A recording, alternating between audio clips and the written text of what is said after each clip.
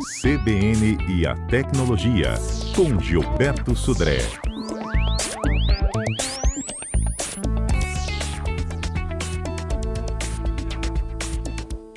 Ei, Gilberto, bom dia para você, hein? Bom dia, Fernanda. Bom dia, ouvintes da CBN. Gilberto, antes da gente entrar no nosso assunto do dia, que é sobre o trabalho de casa, como é que a gente protege melhor nossos equipamentos, né? Eu queria te fazer uma pergunta. Da pauta anterior nossa, eu conversava há pouco com um gerente, né, de produtos de uma empresa chamada melhorplano.net. E eles divulgaram recentemente uma pesquisa que fala sobre a internet no Espírito Santo, é apontado como uma das mais lentas do país, né? A velocidade média aqui é de 144 para download. E eles falando que no estado vizinho, por exemplo, né, aqui na região sudeste, ele citou São Paulo, é o dobro, o mínimo que eles entregam é praticamente o dobro. E aí tem vários ouvintes que estavam me dizendo o seguinte: difícil é quando a gente contrata um plano e a própria Anatel diz que ele não precisa de entregar o plano inteiro. Tá lembrado que a gente já conversou sobre isso?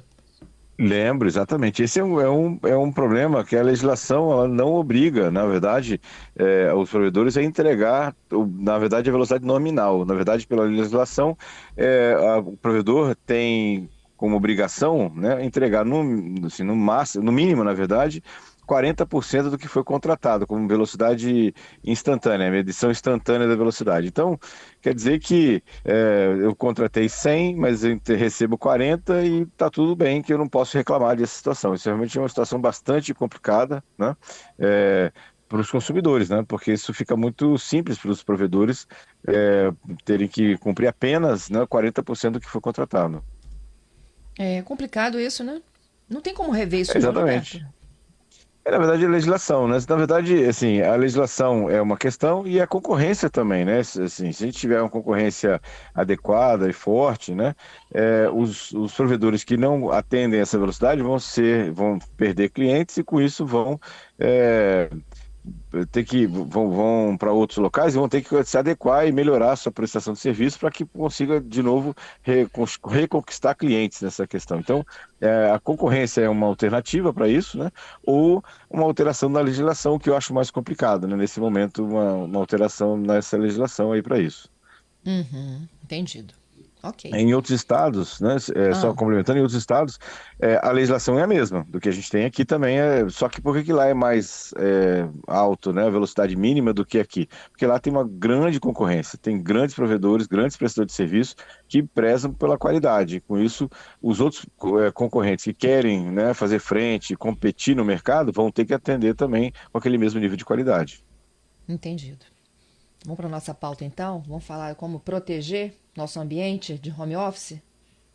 Vamos lá. Bom, Fernanda, o home office ele entrou no radar das empresas definitivamente na pandemia, né? Ou seja, foi definido e foi adotado como que não tinha outra alternativa em relação a isso. E aí uma série de paradigmas foram quebrados, as empresas viram que funciona, né? Em alguns casos realmente funciona muito bem o home office. E aí agora com o retorno, né, de algumas empresas ao presencial, ainda assim muitas empresas definiram como definitivamente o uso do home office, né, para isso. Inclusive, algumas empresas se desfizeram de sedes, andares inteiros de empresas foram fechados, entregues de novo, que eram alugados, entregues aos proprietários, exatamente porque não tinham mais necessidade daquele espaço todo e nem tem como hoje em dia muitas empresas retornarem todos os seus colaboradores para a empresa, não tem espaço para todo mundo nesse caso. Então, essa é uma Uhum. situação. E aí, né, o home office realmente veio para ficar para isso. E aí a gente tem que pensar em alguns cuidados em relação aos nossos computadores na questão do software, né, para isso. E aí, o primeiro deles é a atualização do software que você usa, o sistema operacional, o navegador, o antivírus e outros softwares que você usa no seu computador devem estar devidamente atualizados, né, para evitar vulnerabilidades conhecidas que já foram corrigidas e você tem ainda uma versão antiga vulnerável para isso, né? Outra questão também é reduzir a superfície de ataque. O que que é isso? Assim, reduzir a chance de você ser atacado ou ter vulnerabilidades no seu computador, né? Aí eu falo computador, é computador, celular e tablet para isso. Então, remover ou desinstalar aplicativos que você não usa mais, né? seja, aplicativos que você usa há muito tempo, 2, 3 meses, não tem por que ficar com o aplicativo instalado no seu celular. Então você remove, né? E quando você precisar daqui a 2, 3 meses, você instala novamente o aplicativo, né? Porque os aplicativos instalados podem ser porta de entradas de ataques. Então essa é uma questão importante também, né?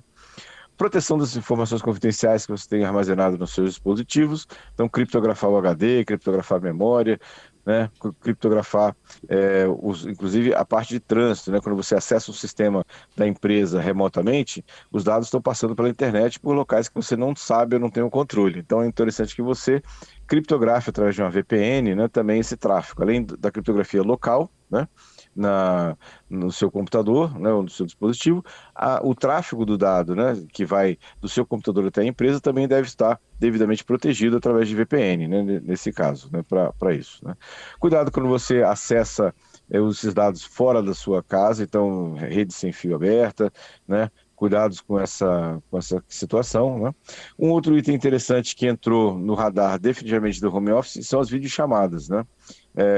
Muitas reuniões são feitas de forma online e aí a gente tem algumas ferramentas de videoconferência que não são tão seguras assim. Então, se eu vou tratar de um assunto sigiloso, privado ou confidencial da empresa numa reunião, é interessante que eu use ferramentas que me deem um suporte à criptografia, que me deem um suporte para bloquear quem quer entrar naquela sala, né, só quem com autorização para isso. Então, essa é uma questão importante também. Inclusive, a gente teve já alguns eventos, né, de vazamento de dados importantes e críticos, né, de reuniões, quando a reunião foi utilizada de uma ferramenta não tão segura. E aí, essa ferramenta tinha uma vulnerabilidade, ela foi atacada e esses segredos vazaram. Né? Então, isso é uma questão importante nesse caso. E tem um Teve um cuidado episódio, importante. só voltando na reunião de vídeo, Aham. não teve um Uhum. episódio que a figura foi clonada, assim, ela não estava mesmo? Sim, hoje em dia tem situações que você pode criar, né, um perfil, né, um Isso. avatar, né, com inteligência artificial, ele faz essa interação como se fosse a pessoa, mas não é a pessoa nesse caso, né, para isso, né. Então essa é uma questão que deve se ter cuidado nesse caso, né. E por último, prestar atenção na questão dos downloads, né? Ou seja, fazer download de fontes confiáveis, né? De arquivos que você pode, fazendo download de um local não confiável, ter um presente, né? Assim, indevido, né? No aplicativo que você baixa de algum local não confiável, né? Um vírus, um malware, coisa parecida. Uhum. Ó, ainda ouvintes falando sobre a entrega das conexões, né? Eu Uhum. tenho aqui o Mike me dizendo o seguinte: mora em Jardim da Penha. E não só em Jardim da Penha, como em outros bairros, há um roubo constante dos chamados fios de cobre, né, Gilberto? Que as operadoras tendem a Aham. dizer que a culpa, né, da suspensão do serviço é por conta do roubo, né? E aí ele diz o seguinte: olha, a sensação que eu Uhum. tenho é que ninguém está aí. Não é só o roubo, né? Tem toda uma infraestrutura que tem que ser pensada e até melhorada. Exatamente, na verdade, esses roubos têm que ser resolvidos, mas é questão de proteção também de ter redundância nesses acessos, né? Porque não é só o roubo, você pode ter, por exemplo, um evento, por exemplo, que a gente viu em vários casos aí de postes pegando fogo, né? Acidentes que o poste é derrubado e aí você rompe a fibra, né? E aí precisa ser recomposto, então redundância nesse caso é uma questão importante. A gente tem que lembrar que até sobre o assunto que a gente está conversando hoje, né, sobre home office. Muitas pessoas estão trabalhando em casa. Então, ou seja, a internet Uhum. deixou de ser uma diversão ou um entretenimento para ser uma ferramenta de trabalho, né? E essas pessoas, sem a internet, elas simplesmente não conseguem trabalhar, não conseguem vender, não conseguem comprar, não conseguem negociar, não conseguem fazer contato com seus clientes, os seus clientes fazerem contato com ele. Então, isso é uma questão bastante importante. Quer dizer, deixou de ser simplesmente mais um nível de acesso, ou um entretenimento, ou você assistir um vídeo, né? É mais do que isso hoje a internet, é uma infraestrutura básica hoje necessária para as pessoas. É igual, por exemplo, o problema do gás, né? Que atingiu aí toda essa área norte aí de Vitória, desde o feriado de Uhum. segunda-feira. Isso. O teu restaurante não abre, a padaria não funciona e por aí vai, né? Exatamente. Então, assim, água, luz, gás e internet, né, são itens importantes, né, ou seja, infraestrutura fundamental para que as coisas funcionem, para as empresas funcionam, né, para isso. A gente vê, por exemplo, muitas empresas usam sistemas de pagamento, né, para clientes, né, que usam a internet. Se a internet não funciona, não tem como receber do cliente, né? Como é que faz, né, isso aí, Uhum, né? Bem complicado, né? bem lembrado. Isso. Vamos pro alerta de golpe da semana? Vamos lá. O golpe tá aí. Conta pra gente. Muito bem, Fernando. Essa semana o alerta vem da FEBRABAN, a Federação dos Bancos aqui brasileiros, né? E eles alertaram essa semana, através de uma mensagem, exatamente sobre o retorno, né, dos aqueles vírus de boleto, que alteram o boleto. Então começou a crescer, né, o número de eventos de boletos que foram impressos. Então por isso que até o alerta da FEBRABAN é que você não imprima os boletos, que você basicamente ou você lê na tela o código QR Code ou o código de barras da própria tela do computador, né, para isso, e você não imprima os boletos, porque uma classe de vírus aí tem identificado, quando você imprime um boleto, ele altera a linha digitável e o código de barras. E aí, o que que a gente faz, né, para se proteger em relação a isso? Primeiro, né, observar, né, exatamente o boleto. Se você precisar ter acesso àquele boleto, o banco, os primeiros dígitos que aparecem lá na linha digitável é o código do banco, se tem a ver com o logotipo do boleto que está aparecendo, né, para isso, né? Você pode usar os boletos registrados, que aí você tem certeza que o boleto veio do cedente, não foi um boleto que você baixou da internet, né? Se você tem dúvidas, vá ao site do cedente, né, da empresa que emitiu o boleto, para fazer uma segunda via do boleto, e com isso você tem certeza de onde você está obtendo esse boleto, nessa questão, né, para fazer esse item. E aí, então, ou seja, a ideia aqui, até foi um alerta da FEBRABAN, é você ter cuidado com os boletos nesse caso. Inclusive, eles relatam, né, que em alguns casos que foram identificados, que com vazamento de credenciais de e-mail, né, é, muitos golpistas têm acessado caixas postais de suas vítimas, identificado Hum, lá e-mails que têm boletos em anexo e alterado esses e-mails, né, com boletos falsos. Olha só, hein? O criminoso, segundo, né, a FEBRABAN, o criminoso ele acessou uma caixa postal da vítima, viu lá que tinha um e-mail enviado de um cedente lá que tinha um boleto, ele alterou aquele boleto, né, naquela ação, fez um outro e-mail, e aí com isso, a vítima achou que era um boleto novo e pagou aquele boleto em relação a isso. Então, o alerta aí que, infelizmente, a gente tem feito pela FEBRABAN aí, que infelizmente, o vírus de boleto está de volta aí no nosso meio. que coisa, hein? Nem É, superamos. não, né, achamos que estávamos livres desse negócio, né, e acabou que estamos ainda de novo, né, com outra leva de ataques de vírus de boleto. Entendido. Vamos lá, tenho dúvidas aqui dos nossos ouvintes. O Durval tem uma dica de VPN boa para usar, Gilberto? Então, VPN gratuita, a gente tem, por exemplo, a Proton, né? Proton VPN é uma VPN gratuita. Tem, assim, soluções de VPN da própria NordVPN também, é uma outra opção também interessante de VPN gratuita. E você pode usar, inclusive, navegadores, como o próprio Opera, é um navegador que tem embutido na sua constituição, na sua ferramenta, uma versão gratuita de VPN também, o navegador Opera, né? Para isso, né? Então, Uhum, duas opções aí que você tem de VPN. entendido. Vamos lá, tem mais perguntas chegando. Uhum. A Isabel está contando o drama dela do home office. Na minha casa, eu, meu marido, meu filho, todo mundo em home, meu filho estudando, inclusive, curso preparatório para o vestibular. É o tipo de serviço que não pode falhar. Exatamente. Ou seja, hoje você usa a internet para estudo, né, para trabalho, para você fazer uma inscrição num curso, até em escolas de EAD você faz também.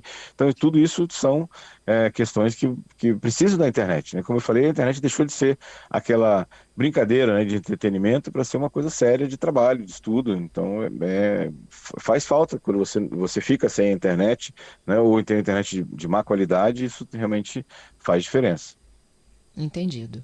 Bom, tenho mais uma aqui chegando. Deixa eu fazer um resuminho aqui.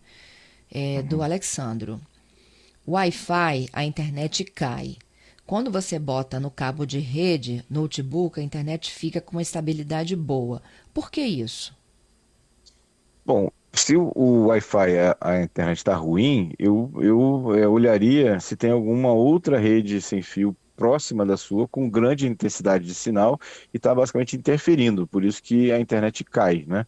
E aí, eu sugeriria ele dar uma olhada no roteador dele, né, e tentar mudar o canal de configuração, não é isso, né? Uhum. E aí ele vai fazer essa mudança do canal e evitar talvez essa interferência. Por isso que via Wi-Fi a internet cai ou não fica tão boa, e no cabo ela funciona perfeitamente bem.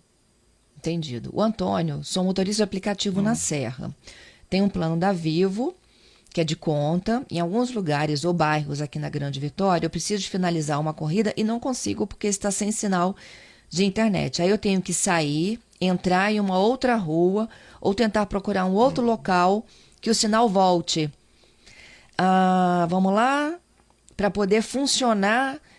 É mais ou menos assim. Na verdade, ele está dizendo que tem sombras, né? Ao longo da Grande Vitória. Uhum, uhum. Esse, infelizmente, é um problema da rede de celular, em relação à cobertura, né? Alguns locais, né, tem uma sombra de sinal e você tem dois problemas, na verdade. Um é a sombra de sinal, né, realmente, como o nosso ouvinte está comentando. Então, você está num local que tem uma antena que está por trás de um morro, por trás de um prédio, e a sombra, né, ou seja, desse sinal, ou seja, o sinal não chega até você, você não consegue se conectar. Esse é um problema. Outro problema é que as torres de celular, elas têm limites de conexão. Então, se você está num local com muitos celulares operando naquele local e a torre não está preparada efetivamente para aquilo, o que acontece é que você não consegue transmitir, né? Porque não tem vaga naquela torre para você transmitir, ou para você receber uma ligação, ou fazer uma ligação, inclusive, nesse caso. Então, ou seja, esse é um outro problema também, né, de sobrecarga das torres, né? Com falta de espaço para conexão. Isso é um outro problema também que acontece. Só a gente vê, por exemplo, na virada de ano, né, todo mundo na praia, lá, meia-noite, tentando mandar mensagem para seus familiares, seus amigos, né, mandar vídeo, e nada vai. Por quê? Porque, na verdade, as torres estão completamente sobrecarregadas de tentativas de conexão e não conseguem sair, né, e dar vazão àquilo tudo. Entendido. Bom, eu tenho mais perguntas aqui. Vamos lá. Vamos lá. Falamos do Antônio, né? Tá. Vamos ouvir o áudio do Giovanni e a gente responde ele na volta. Bom dia, Silene. Tem um dublador que eu acompanho na internet e ele saiu da capital para o interior. Só que nessa mudança para fazer o home office, ele teve que construir um estúdio, instalar umas 10 câmeras do lado de fora da casa dele, instalar 5 câmeras dentro do estúdio, comprar um servidor só para servir de firewall para garantir que os filmes que estão chegando para ele, que são inéditos, que não chegaram nem nas salas de exibição, não vazassem. Então, a gente responde já? Tá bom, ok. Pode? Vamos para o Repórter CBN já. Eu tive uma interrupção de internet aqui, a gente falando nisso, Gilberto, viu? A situação tá boa não, hein? Não tá mesmo não. E tô de volta, então, para a gente só fechar nossa quarta-feira de tecnologia, que a gente não pode deixar de falar de Elon Musk, né? Exatamente, Fernanda, uma confusão aí entre o STF, o ministro Alexandre de Moraes, e o X, né, antigo Twitter, né? Uma série de acusações que o Elon Musk fez e que o ministro teria solicitado suspensão de contas do X, né, sem a devida processo legal, sem a devida justificativa, e depois, inclusive, segundo o Elon Musk, o STF, o ministro teria pedido que o Twitter desse como desculpa que aqueles perfis teriam violado os termos de uso do Twitter, né? E não era exatamente isso que aconteceu, por isso que o Elon Musk resolveu, né, ele se contrapor em relação a isso e falou que ia liberar esse conteúdo, né, de conversas entre o ministro e o Twitter, o X, né? E também que ia voltar a reabilitar todas as contas que tinham sido suspensas. A questão está em suspenso ainda agora, porque o Elon Musk ele está querendo proteger, segundo ele, os colaboradores do Twitter no Brasil, né, para que eles não sofressem nenhum tipo de retaliação. Então, está nesse impasse ainda, mas segundo o Elon Musk, quando ele conseguir resolver, né, e proteger os colaboradores do Twitter ou do X aqui no Brasil, ele iria divulgar todas essas conversas, todas as informações que ele tem em relação a essas ações, né, do STF ou do ministro Alexandre de Moraes em relação ao X. Pois é, Gilberto. E agora a gente também tem que responder a pergunta do Giovanni, o Abranches. Eu achei extremamente minuciosa a informação dele a respeito de um dublador que ele segue. A gente rodou o áudio antes do repórter CBN. Sim. E ele mudou da capital para o interior e teve que se cobrir de cuidados, porque eles recebem filmes que não foram para o cinema ainda, que ainda precisam ser dublados. Ele se cercou de câmeras, servidores, teve que comprar tudo para ele, fazer um firewall específico, tudo para não vazar nada de hacker que pudesse invadir o sistema dele. É muito cuidado ou ele está certo? Não, ele está certo, porque normalmente essas pessoas, né?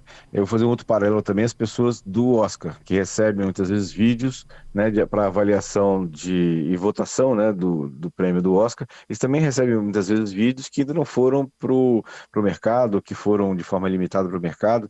Então eles assinam um termo, e o dublador também deve ter feito a mesma situação, assina um termo de responsabilização sobre o vazamento dessa informação. Que se for vazado, né, esse filme é identificado que ele foi para aquela pessoa, então se esse vídeo cair na internet, dá para saber que veio daquela pessoa especificamente, porque ele tem um código, uma marcação de tempo lá, que diz de quem é aquela pessoa, de que aquele vídeo foi gerado para aquela pessoa especificamente, e aí as multas são pesadíssimas, né, em relação ao vazamento desse tipo de filme. Então, por isso que é importante, ele não fez nada mais do que deveria realmente de se proteger, né, para proteger a questão da privacidade do trabalho dele, né, em relação a isso. E aí tem outras situações, outras profissões que também têm devem ter o mesmo tipo de cuidado. Por exemplo, os médicos com acesso a informações e a exames de pacientes, né, investigadores particulares também têm acesso a informações privilegiadas de empresas. Tudo isso tem que realmente cuidar